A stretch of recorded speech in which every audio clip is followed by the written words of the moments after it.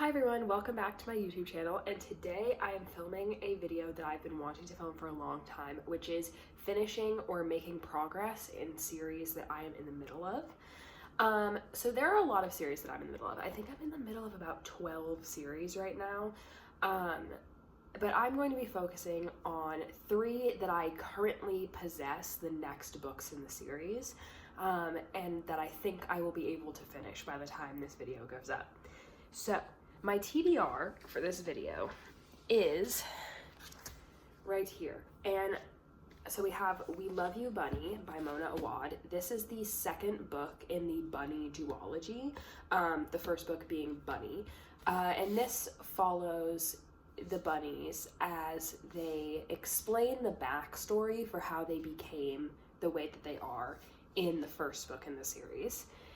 Then we have Barbarian Lover by Ruby Dixon. This is the third book in the Ice Planet Barbarian series, and I know that there are many, many more books in this series, but I'm stopping after book 3, so I'm going to count this as finishing this series if I finish this book in this video. And then the third book I have is Rhythm of War by Brandon Sanderson. This is the 4th full-length novel in the Stormlight Archive. Again, I am taking a pause in this series before I read the current last book out because I want to read some of his other books first, because I'm reading The Cosmere, which is this world, in a particular order. So I am going to count this as like completing the series or being completely caught up in the series when I eventually finish this. The chance of me finishing this book in this video is slim because I fear that this book is approximately, let me do a little research. I fear that this book is approximately 1,219 pages, but my goal for this video is to get like halfway through this, which would be about 600 pages, which is a long book for me, but not super long. So we're probably going to start with Barbarian Lover, and this will be a reading vlog, and I'll come back to y'all with my thoughts when I have them.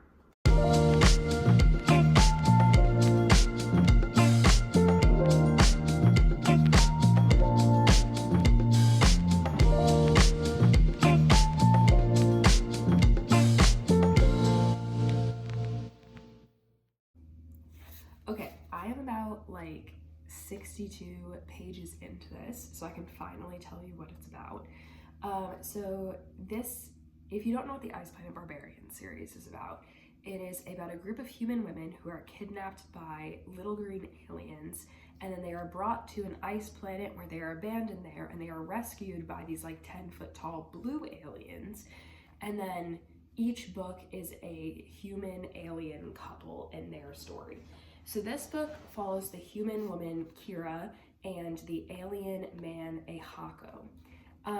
And Kira is feeling really left out of the tribe because she doesn't have the like mating bond that like the other women have with the alien men, because the mating bond relies on like your ability to be fertile, and she had a medical procedure when she was younger that caused her to not be able to have children. And so she is feeling really left out, and because she's being pursued by Ahako, because Ahako has feelings for her, she is struggling with her relationship with him because she has feelings for him, but she doesn't want to be abandoned if he eventually forms a mating bond with another of the human women or one of the alien women. Honestly, like, it's pretty good so far. I think that these books are really short, so I do like that Ruby Dixon can create like a coherent and compelling plot in like a very short amount of pages. Like this book, it looks longer, but it's only about 211 pages.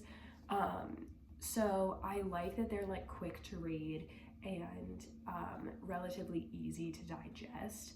But so far it's pretty good. I would say that it's probably gonna sit at about a 3.5 star, like all of the other books in this series. But I'm interested to see what happens with Kira, because she has a translator that was implanted in her ear by the little green aliens, and she keeps getting these signals that the little green aliens are going to come back to the ice planet where they dropped the human women to look for them again.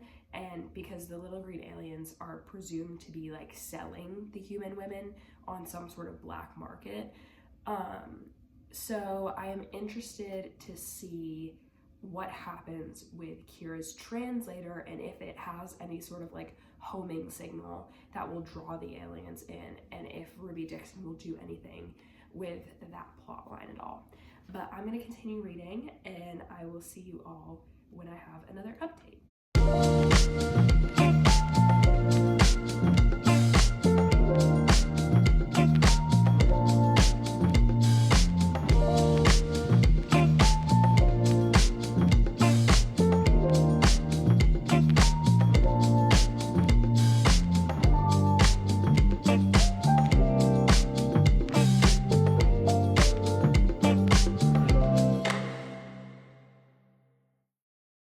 So it's 2 days later, and I'm on page 138 of this book. So far, I'm really liking it. I'm a little bit more than halfway through, and I think that like the overarching plot is definitely getting more exciting, and I'm like ready to see where it's gonna go.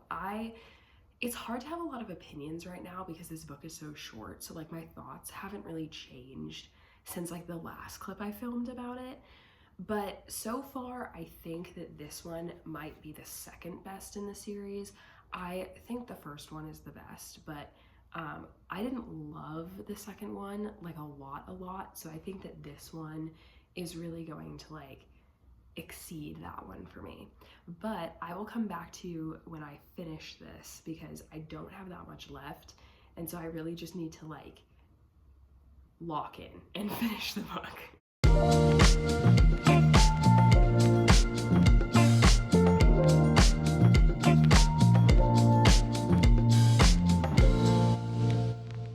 Sorry the lighting is so bad in here, but I have just finished Barbarian Lover by Ruby Dixon, and I would probably give this book maybe 3 or 3.5 stars. I haven't really decided yet. It was pretty good. I definitely agree with like what I said earlier, that it's the second best in the series after the first one. I think that like the main characters of this one I liked more than the main characters of the last one, because I think Kira was a very compelling person. You know, she's going through this very difficult medical thing, and she thinks it's going to impact her place in the tribe of blue men. And the male main character, Ehako, he is very like supportive of her, and he is always reassuring her that even if she doesn't have a place in the tribe, she will always have a place with him. And I really liked that. I really liked their dynamic. It was very loving, very kind, very just like good vibes. So yeah, I would give this maybe 3.5 stars, but I'm not really sure yet, and I will come back to you when I've started the next book that I'm going to read. Okay, so the next book we're gonna start is We Love You Bunny by Mona Awad. This is the second book in the Bunny duology, and it's supposedly like a prequel sequel where like after the events of Bunny, the main character of that book like writes a book about what happened to her, and then as a result of writing that book, she gets kidnapped by the bunnies, and the bunnies tell her about how they like came to be the bunnies. So I'm excited to get into this. I don't really know anything about it. I just know that my friend read it, and it is also our book club book for this month. So I want to make sure that like I definitely finish this month, and so I'm counting on this video honestly to keep me accountable. But I'm really excited to get into this. I've heard it's weird, I've heard it's fun, and I've heard it's just generally a good time. So I'll come back to you when I have more feedback to give.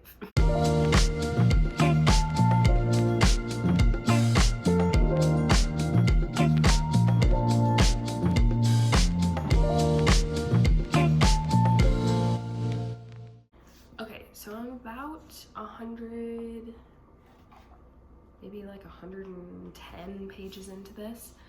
And I'm here to give you my like preliminary thoughts and my preliminary summary of the plot. So basically, the plot of this, I was mostly right about it before, is the bunnies have kidnapped Samantha from her book signing, and they have taken her up to the attic where they used to like have their personal workshops with each other, and they are telling her the story of how they all became friends and how they started their workshops together. I don't want to say too much because I don't want to spoil the plot of the first book, obviously. What I will say that is really cool, that I think that Mona Awad is doing really well in this book, is each of the bunnies have their own voice, but also they kind of have the same voice in a way, and it's very interesting because the main plot of the bunnies, without spoiling anything, is that they all act like they're kind of one person. And so something that Mona Awad is doing really well in this book while writing from each of the bunnies' perspectives, and I've read the first 3 perspectives, so Cupcake, Creepy Doll, and Vignette, and I'm about to start Duchess's perspective. I think what Mona Awad is doing well, as I was saying, is that she is able to write the bunnies in a different way so that you understand like that each one is a different perspective, but at the same time, at like the core of each of their narratives is kind of the same way of talking about something, the same way of discussing something. And so you get this idea that they are kind of all the same person, they are a collective while also being separate from each other. And I just think that's a really interesting style of writing, and so I'm excited to like read more of the perspectives as we go on. I also think that this is going to be kind of a devolving into madness type of narrative, which is always very interesting because it always starts out like a little weird but like mostly normal. And so I'm excited to see like how Mona Awad brings back that kind of writing style within this book that she had in the first one. So I know I didn't come back to you yesterday with my final thoughts on We Love You Bunny, but I did finish this book yesterday, and I gave it 4.25 stars, which I think is higher than my rating for the first book. I can't honestly say like a whole lot about like why I rated it so highly, because there are so many spoilers for Bunny in this book, and that would be in my review if I was to give you like a full unadulterated recounting. But essentially, I think what I liked about this book, that I liked more than the previous book, is that we got a new character, a new perspective, and I think that the new perspective honestly was more emotionally moving by itself than anything else in this book and anything that occurred in the first book. Like, I connected with the new perspective character to a way higher degree. I actually cried to this book because of that character, and I haven't cried to a book in probably several years, actually, because it kind of takes a skillful hand to make me cry. But I can't sing the praises of this enough. I think that there were parts of it where I was definitely not 100% locked in, and I will accept that. That's why it's not a 5-star. I think that the new character's perspective on its own would have been a 5-star, but I do think that you can't have that new character's perspective without the other perspectives in this group. Am I insane? Without the other perspectives in this book, otherwise it would do a disservice to the story. And I will also say that the very, very ending, so I'm talking like maybe the last like 2 pages, if not just like the last paragraph, was crazy. I put the book down and I was like, Mona Awad, I fear you've done it again. I fear you have done it a second time. And I was one of the people that was like, this Bunny doesn't need a sequel. Why would I read a sequel to Bunny? Bunny was fine on its own. I fear Bunny needed a sequel. I fear Bunny needed this book to occur. And it's not really a sequel, it's more of a prequel, but I think that you should read Bunny first and then read this one, rather than reading them in chronological order, because this book will make no sense to you if you haven't read Bunny. But now that I'm done with this, and I finished my second series of the video, we are moving on to this absolute brick, which is Rhythm of War by Brandon Sanderson. This book, as I said at the beginning of this video, is 1,200 pages. There is no way on God's green earth that I am finishing this book before this video comes out, unless somehow every single plan that I have in the next like 4 days gets canceled. And I don't foresee that happening. So I'm gonna try to finish this book by the end of the weekend. But I will likely get to around the 800 page mark by the end of the video if I stay on track. And so I'll give you as many of my thoughts as possible on this. And you'll know in my monthly wrap up at the end of January if I was actually successful in finishing this. But without further ado, let's get reading.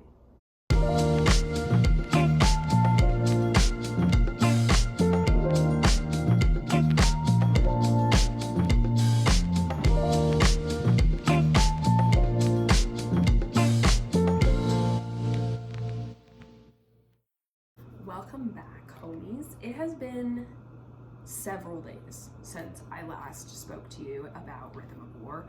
And I am 600 pages in, which is approximately halfway. It's a little less than halfway. So far, really good. I just literally could not tell you what this book was about until halfway through, because that's how Brandon Sanderson writes, is like the first 200 to 400 pages are just like setting up the vibes. And so you can't really like discuss the meat and potatoes of a book this long until you have a singular grasp on the plot. So this is the fourth book in the Stormlight Archive, as I've said in previous clips on this video. The issue is that I really can't explain this book unless you've read the rest of the Stormlight Archive, because like serious spoilers, like even just the setting of this book is a spoiler. So like it's very hard to explain, but what I will say is we are still following our favorite characters, Shallan, Kaladin, various other people, and they're trying to protect the place that they are now settled from the Parshendi. I don't know. I don't know how to explain this in a way that's not spoilers. Like, the war is still happening, basically. The war from book one is still occurring. Like, it's just evolved in a way. And it's also really hard to explain this book without spoiling, like, many other books in the Cosmere, because Stormlight Archive is the narrative core of the Cosmere, and so if I try to explain what's happening in this book, if I try to explain the Cosmere, I will spoil things like Mistborn, Warbreaker, Elantris, you know, like all of those things, because this is the heart of the Cosmere. It's the main Cosmere series that everything else links into this. Like, I can't even talk about the like parts of the book that are like excerpts from in-universe books at the beginning, because guess what? Those excerpts are spoilers for other series. So it's extremely frustrating to discuss this book, but I will say I'm about 600 pages in.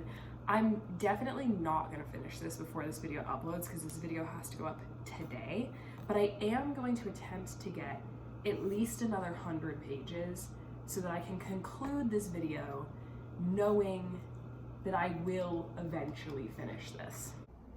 Okay, so this is gonna be the end of this video.